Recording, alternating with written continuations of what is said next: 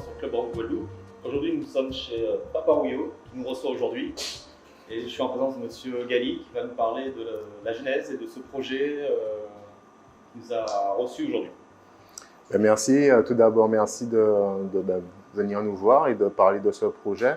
Donc, c'est un projet qui voit le jour parce que, avant tout, nous sommes des amoureux de la production locale et de la transformation, et aussi agriculteurs. Et c'est un projet qui vient en fait, qui naît de la réflexion d'un collectif d'agriculteurs face à une problématique donnée où de petites parcelles dans la région du Moule, hein, comme M. Gobardon a pu vous dire tout à l'heure, qui chaque année n'étaient pas toujours récoltées.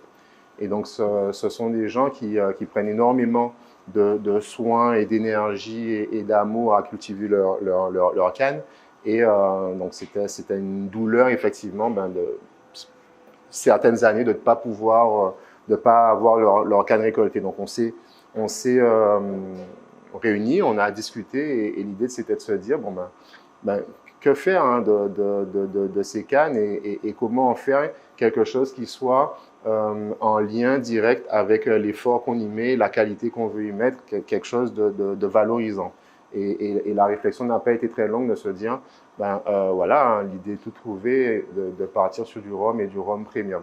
Et donc à partir de là, toute la réflexion a mûri autour de ça. Donc faire de la canne longue, rapprocher le plus possible la canne du broyage, maîtriser les fermentations, et ensuite le choix de l'outil de distillation, donc l'alambic, là aussi pour effectivement d'une part se différencier des excellents rhums qu'on fait déjà en Guadeloupe, mais d'autre part aussi de pouvoir offrir une palette, une couleur différente à la palette des produits qu'on trouve déjà, et une autre expression au rhum agricole de Guadeloupe.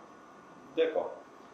Et ce choix d'alambic, donc c'est vraiment pour se différencier, pour amener une nouvelle touche sur la Guadeloupe? Alors, le choix de l'alambic, ça a été, oui, pour ça. Bon, savoir que à l'origine du rhum, hein, les premiers outils qui étaient utilisés, c'était des alambics. Les premiers rhums ont été faits en alambic. L'idée, c'était d'un retour aussi à ça.